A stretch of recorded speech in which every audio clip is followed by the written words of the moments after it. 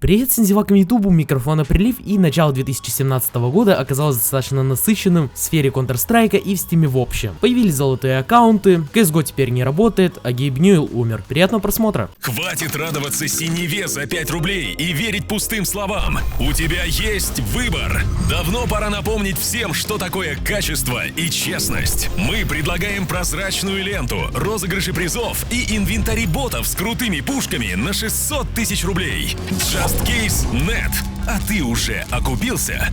Для всех любителей CSGO, ссылка в описании. Начнем, пожалуй, с самой интересной новости, а именно с того, что великий Гейбен, создатель Стима, умер. Именно так нам пишет Яндекс, когда мы пишем Гейб Ньюэлл, если хотим найти насчет него информацию, либо пишем Гейб умер. Если вы мне не верите, можете сами проверить, заходите на Яндекс, пишите Гейб умер и тадам. Не люблю я такие темы, но пропустите это тоже не могу, ведь реально может кто-то поверить. Я не знаю, как Яндекс допустил такую ошибку, но благо у них есть кнопочка «Сообщить об ошибке». Не думаю, что Яндекс впереди планеты всей и единственные в мире знают о смерти Гейба. Я решил поискать его аккаунты в социальных сетях, но ничего не нашел. Я думал, у него везде просто нереальное количество подписчиков, но оказалось все в точности до наоборот. Даже в Википедии не написано, что Гейб умер. Никаких поправок в Википедии, связанных с его датой смерти, тоже нет. В Гугле также ничего интересного не написано. То есть, можем делать вывод, что Яндекс нас нагнул, ну или же обманул. Не знаю, ошибка это или намеренный способ получить хайп. Все в принципе возможно, потому что, например, тот же я сейчас видосик снимаю на эту тему, и их упоминаю уже несколько раз. Очень странно все, но я предполагаю, что Гейб все-таки не умер, иначе об этом бы уже давно все шумели. Во всех СМИ было бы написано, уже бы была известна причина, и уже куча бы ютуберов сняла видео на эту тему. Вторая новость мучает вас уже целый день, меня она мучит с сегодняшней ночи, а именно то, что CSGO не хочет работать. Именно сервера Valve упали, пока что никто не берет на себя ответственность за данное деяние, поэтому мы не можем знать, хайкерская это атака или еще что-то. Суть проблема заключается в том, когда вы заходите в CSGO, у вас не отображается ваше звание, но ваши друзья могут его посмотреть через список друзей. Это значит, что звание есть, но оно просто не отображается. И вроде бы ничего страшного. Подумаешь, звания нет, ты же и так его знаешь. Но было бы все так просто. Когда вы хотите поиграть на каких-либо серверах, будь то DM или же ММчик, на который сегодня очень хотел сходить я, то у вас этого не получится сделать. Вы сможете пойти на сторонние сервера сообщества, то есть, например, Faceit и тому подобное, но в ММчик повысить звание у вас не получится. Также у некоторых людей были проблемы с отображением скинов, а вчера у меня была просто жесть. Я, кстати, делаю на своей странице ВКонтакте посты на данную тему. Обязательно заходите и подписывайтесь, ссылочка есть в описании. Вы просто посмотрите, что со мной произошло вчера ночью. Просто жесть. Ну и последняя новость, это появление золотых Steam аккаунтов. Сейчас можно заметить в комментариях или же зайти кому-то в профиль такие интересные аккаунты, у которых ники золотые, аватарки имеют золотой ободок. Когда они в сети, это написано золотым цветом. Вы просто на них посмотрите, выглядит достаточно круто реально и выделяется среди всех друзей. Я даже не буду говорить на эту тему, потому что, как по мне, это достаточно опасно что-то подобное ставить, но может быть это мои скептические суждения. Но лично я бы со своим большим инвентарем побоялся что-то подобное сделать. На ютубе есть куча туториалов, как сделать себе золотой ник в стиме, но расскажу вам вкратце. Вы устанавливаете какую-то программку с какого-то непонятного сайта, прописываете в консольке, не в консольке CSGO, а в консольке Windows, свой логин и пароль от Steam аккаунта. То есть вы уже, наверное, чувствуете, да, что тема-то не очень простая. И делая это, вы рискуете, первое, потерять аккаунт, получив на него бан, и второе, вы просто потеряете доступ к своему аккаунту из-за того, что у вас украдут ваш логин и пароль. Но благо в Steam есть несколько степеней защиты, поэтому если вы все сделали грамотно, то этот пункт можно вычеркивать. Но все равно, я не считаю данный способ безопасным, и вообще стоит ли того какой-то золотой ободочек и золотой никнейм. Да, понты, но тут уж слишком рискованно. Как вы понимаете, начало 2017 года оказалось достаточно насыщенным всякими различными событиями, связанными со Steam, и вы понимаете, это всего лишь 2 января. Что будет дальше, никому не известно. Ну а чтобы быть в курсе всех новостей, связанных со Steam и CSGO, подписывайтесь на мою страницу ВКонтакте, проявляйте активность, ведь посты здесь каждый день. А самых активных я буду находить и лайкать, там аватарки, посты. Так что, ребят, порадуйте меня, я порадую вас, а также новыми розыгрышами. Кстати, розыгрыш получился достаточно удачным, все победители уже получили свои призы, ну и стрим получился достаточно ламповым. Нас на пике смотрело 4500 человек, за что я вам очень сильно благодарен. Как только Steam восстановится, я сяду за поиск новых ножей для нового розыгрыша и запустим мы его в паблике «Давай хвастайся». Это тоже мой паблик, и ссылки на все мои проекты есть в описании. Подписывайтесь, проявляйте активность. Спасибо огромное, что досмотрели это видео до конца. Не забывайте ставить лукас на это видео, мне будет очень-очень приятно. А с вами был Прилив, всем удачи, до новых встреч, пока!